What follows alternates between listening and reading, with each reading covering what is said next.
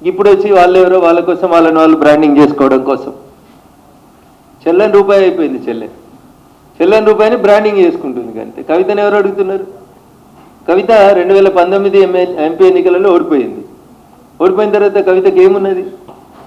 5 ఏళ్ళు అధికారంలో ఉన్నప్పుడు మీరు ఏం చేసినారని చూసే నిజామాబాద్ ప్రజలు మిమ్మల్ని ఓడగొట్టింది. ఇంకా కవితకి ఏమున్నది అక్కడ? ఏం లేదు. కష్టపడేదో నాన్న ప్రేమనో కొట్లాడనో ఏడ్స్తోటో ఎమ్మెల్సీ తెచ్చుకున్నారు.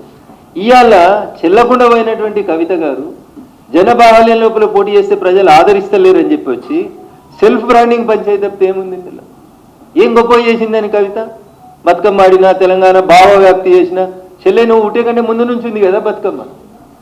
నిజాం సర్కరోడు మా ఆడబిడ్డల్ని చీరలు ఇప్పించి బతుకమ్మ ఆడిరనే పంచాయతీ తెలంగాణ ఉద్యమ చరిత్రలో ఉంది కదా.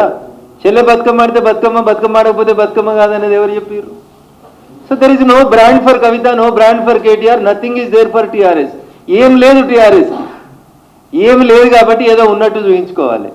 చూపించుకోవడం కోసం చెల్లని దుడ్డును ఏదో చేసిరని చెప్తారు ఊర్లలో. పక్క తెలంగాణ భాషలు చెప్పాలంటే, కేసీఆర్ గారి భాషలు చెప్పాలంటే అది చెల్లని దుడ్డు, చెల్లని రూపాయి. చెల్లని రూపాయికి బ్రాండింగ్ చేసుకునేటువంటి ప్రయత్నము, దానికి మీడియా లోపల స్పేస్ మేమే ఉండాలి. అయితే మా అన్న ఉండాలి మీడియాలో, లేకపోతే నేను ఉండాలి, మా పార్టీ ఉండాలి. ఇతరులు ఎవరు ఉండొద్దు, ఇతరుల గురించి చర్చ జరగవద్దు.